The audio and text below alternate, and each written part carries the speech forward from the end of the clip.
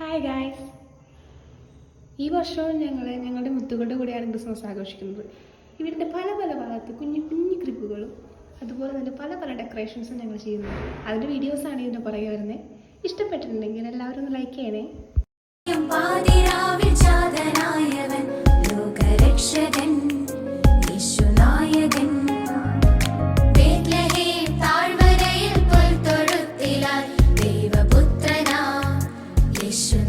Again.